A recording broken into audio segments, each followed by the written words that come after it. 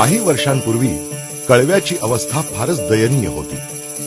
लोकांना जगण्याच्या मूलभूत गरजांसाठीही दररोज झगडावं लागत होतं। पहिला तर खूप त्रास काढले ना आम्ही, म्हणून येणं जाणं आम्हाला रस्ता पण नव्हता। गटारातनं पाणीच नाही यायचं, आम्ही पाण्याचं टेन्शन होतं, लाईटी नव्हत्या। ते पाणी पाहिजे ना जगण्यासाठी, तेच आम्हाला नव्हतं पहिलं। हा जो एरिया शंकर मंदिराच्या पुढे कोणाची येण्याची हिंमत नव्हती त्या काळामध्ये। स्टेशन रोडला 10 नंतर किंवा 9 नंतर चालत जाणं म्हणजे अशक्य होतं। बरीच वर्ष तिथे लाईट नव्हती। किसी ने कुछ नहीं की, खाली बोलते थे हाँ करेंगे। या अशा बिकट परिस्थितीत कळव्याला एक नवा आशेचा किरण दिसला।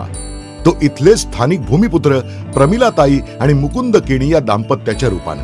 बरेच नगरसेवक होऊन गेले, पण त्याने का एरियाची कायापालट काहीच केले ना।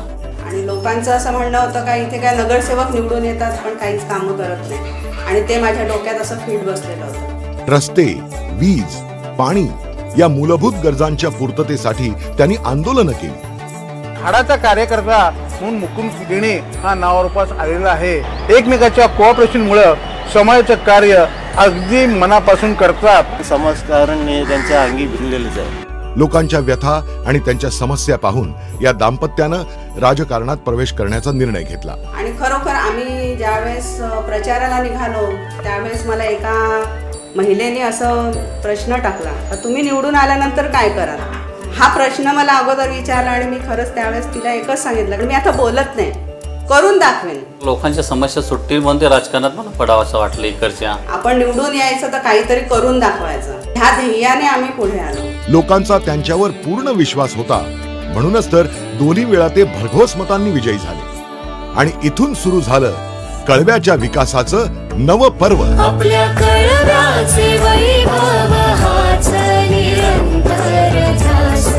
आता चांगला फरक पडला कळव्यामध्ये, म्हणजे पहिला कसा होता हे होता, आता रस्ते बिस्ते गटर व्यवस्थित आहे। इकडं गल्लीमध्ये लाईट पण आहे, संडास सोय पण आहे, पाणी पण येतं। अगोदर काय हे नाही होता, बावडी होती आणि हे सर्व बाहेरचं बसण्यासारखं काहीच नाही होतं। पूर्वी आम्ही विहिरीवरनं पाणी आणत होतो, तळावात कपडे धुवायला जात होतो, त्याच्यापेक्षा आता घरात नळ आले, स्त्रियांना पुष्कळ आराम झाला ना आतापर्यंत। आला वीज पुरवठा घरी, आमचे पाऊल पडते दारी।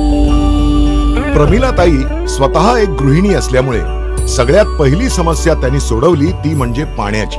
हो, मी अगोदर तेच केलं, अगोदर पाणी आलं पाहिजे त्याच्यावर फोकस केलं, आणि दुसरं म्हणजे इथे पायवाटा नव्हत्या, ते अगोदर बनवून घेतलं। सर्व त्यांनीच केलेलं आहे। बोरिंग लोकांना हे करून दिलेले आहे, सर्वांनी बरोबर केलं आहे। 70 सोसायटीमध्ये त्यांनी आम्हाला बोरवेल बसवून दिलेले आहेत, त्यानंतर पाण्याचा प्रश्न सुटलेला आहे। इकडे आता समोरनं जाते ही गल्ली गल्ली गोळे सगळे त्यांनी कॉन्क्रीटकरण पूर्ण केले, कुठे तुम्हाला खड्डा आढळणार नाही। पहिले मला चालायला रस्ता नव्हता, आज मी हायवे रोडने जाते। नसते वेळची ही चिंता, चारी दिशात आमची स्वारी।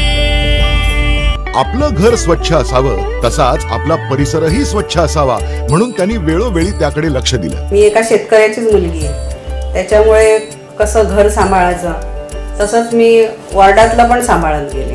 परिसरात जे इपिडेमिक्स आजार असतात, साधारणतः आता डेंग्यू, मलेरिया, त्याच्यासाठी त्यांनी वेळोवेळी मदत करून प्रभाग स्वच्छ करणं, वेळोवेळी हॉस्पिटलला भेट देणं। दर महिन्याला कोणत्या ना कोणत्या ह्याचा तरी एका शिबिर भरून ज्येष्ठांची प्रकृती चेक करून घेतात। Free diabetes checkup camp, free मोतीबिंदू चिकित्सा कॅम्प, आणि याच्यातनं काही मोतीबिंदूचे पेशंट निघाले तर त्यांचे पण ते ऑपरेशन्स कमी आणि स्वस्त दरात जर जिथं करून मिळत असतील त्या ठिकाणी ते जाऊन ते पेशंटला सेवा पुरवत असतात। गरीबास मिळे आधार घेऊन बघा त्यांचा भार।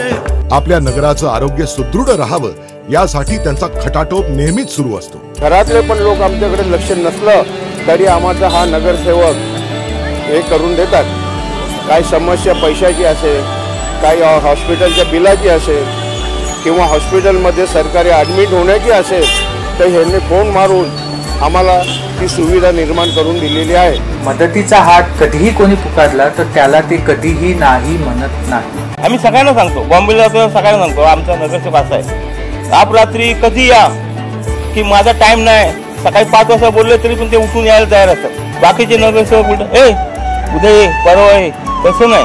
जो आम्हाला दोघांना मिळून असं का ज्येष्ठ नागरिकांसाठी ते ज्येष्ठ भवन म्हणून बांधायची इच्छा आहे। नागरिकांच्या ज्या समस्या होत्या त्या सोडवण्यासाठी हक्काचं ठिकाण मिळालं आम्हाला।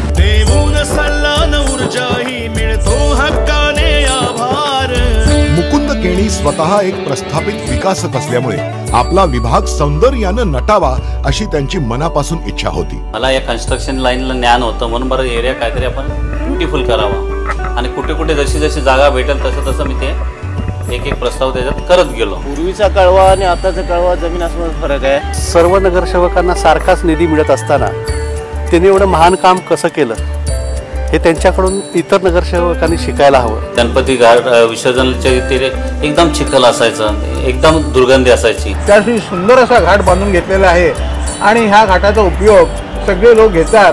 हे गार्डन म्हणजे कळव्यासाठी अतिशय महत्त्वाचं गार्डन झालं.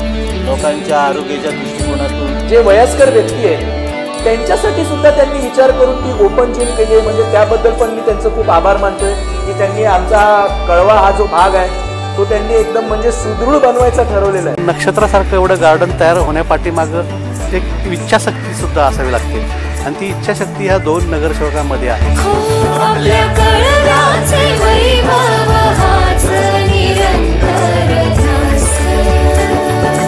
ठिकठिकाणी कारंजे उभारले, छान काम केलं. नौशा बाबा दरगाह है, काफी उधर हेल्प की उन्होंने बनाई दरगाह. आणि मार्केटचं एक स्वप्न होतं माझं का मार्केट म्हणजे लोक आज एवढे रस्त्यावर बसतात उन्हात पावसात, तर ते मला एक वाईट वाटायचं. मागच्या 2 वर्षापूर्वी त्यांनी खूप अथक प्रयास केला की बाबा हा मार्केट झाला पाहिजे. हमारा मार्केट बना रहे हैं, मार्केट बनाएंगे हम लोग अंदर सबको शिफ्टिंग करेंगे. पहला ऐसा कभी हुआ नहीं, अभी हो रहा है. आवड साहेबांनी आम्हाला ज्यावेळेस आम्हाला निधीची गरज लागायची त्यावेळेस आवड साहेबांनी वेळोवेळी आम्हाला विकास कामं करण्यासाठी निधी उपलब्ध करून दिलेला आहे. प्रभाग समिती झाल्यामुळे रस्ता क्रॉस करायची गरज पडली नाही लोकांना, जवळ आले आहे सगळं. बराच विकास झालाय कळव्याचा, म्हणजे पूर्वी काहीच नव्हता ना, त्याच्या मानाने खूप झालाय. विकास झाला पाहिजे, गल्ल्या गुल्लीतलं पण विकास झाला पाहिजे. यांनी नगरसेवक वेगळं आणि यांचा व्यवसाय वेगळा ठेवल्यामुळेच एवढा विकास झालेला आहे. जुन्या काळामध्ये ग्रामीण भाग होता खेडेकर, आता म्हणजे ठाणे शहराचा एक पावभाग झाला. नगरसेवक जो बोला जाता है वो चीज उनमें है. वो स्त्रियांनीही पुरुषांच्या खांद्याला खांदा भिडवून चाललं पाहिजे या मानसिकतेतूनच महिलांसाठी विविध उपक्रम राबवून महिलांचं सक्षमीकरण केलं. आपल्या गरीब वृद्ध महिलांना त्यांनी बरेच व्यवसाय काढून दिले, घरोघर घरघंट्या दिल्या, शिलाई मशीन दिल्यात. त्यांच्या जे परीने आम्हाला बचत गट काढून दिले, बचत गटाच्या माध्यमातून आम्हाला आपला स्टॉल वगैरे लावायला यांना सहकार्य केलं. महिलांच्या समस्या त्यांच्यापर्यंत गेल्या तर त्यांना रिकाम्या हाताने ते कधीच पाठवत नाही. आजचे विद्यार्थी हेच उद्याचं भविष्य याची जाण या दोघांनाही होती. मी ज्या शाळेमध्ये शिकलेली ते पत्र्याची शाळा होती आणि ती शाळा मी 3 माळ्याची बिल्डिंग बांधली. तो अभिमान मला जास्त वाटला. ज्या शाळेत मी शिकले त्या शाळेत मुलं आज पुढे शिकतील, म्हणजे चांगल्या प्रकारे शिकतील. दिली भविष्य सोबत शाळा घातला दारिद्र्याला आळा. इमारत बांधल्यामुळे आमची चांगली सोय झालेली आहे, कारण की तिथे 3 वर्गामध्ये आम्हाला बसायला खूप त्रास व्हायचा आणि मुलांना शिकवताना पण ऍडजस्टमेंट करायला लागायची. 26 जानेवारी किंवा 15 ऑगस्ट वगैरे असं काही असलं की ते मुलांकरता तसं खाऊ वगैरे देतात. गरजू विद्यार्थ्यांसाठी वह्या पुस्तकं वाटप करतात. मुलं आपली क्रॉस करून जायची ना, तर त्यामुळे त्यांनी तो हे पण ओव्हरब्रिज केला. त्यांना विद्यार्थ्यांचं कौतुक करण्याची सवय आहे. आपल्या कळव्याचे वैभव हाच निरंतर ध्यास.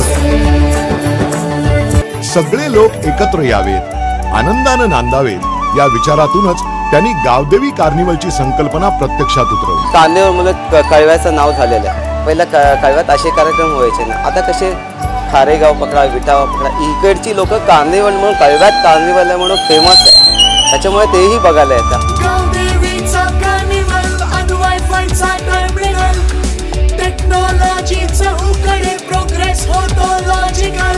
आजचे तरुण हाच आपल्या समाजाचा कणा या विचारानं त्यांनी बदलत्या पिढीच्या बदलत्या गरजा पूर्ण केल्या. म्हणजे मी तर त्यांचे शतशः आभार मानतो, कारण का त्यांनी आताच्या या तरुणाईला म्हणजे एक चांगलं साधन दिलं व्यायामाचं. स्पोर्ट्स कॉम्प्लेक्स बनल्यामुळे म्हणजे मोस्टली ते मेट्रो सिटीजमध्ये बनलं जातं, पण कळव्यामध्ये बनल्यामुळे ॲक्च्युली यंगस्टर्सला खूप फायदा होणार आहे. आमचा एरिया पूर्ण वायफाय केलेला आहे, कॅमेरेज लावलेले आहेत. रात्री 8 नंतर 9 नंतर 10 नंतरही चालत जाणं शक्य झालंय. काही भीती अशी नाही आम्हाला आमच्या एरियात. दोघांचंही आपल्या नागरिकांवर जीवापाड प्रेम आहे, म्हणूनच नगरातला प्रत्येक माणूस त्यांच्यावर तेवढंच प्रेम करतो.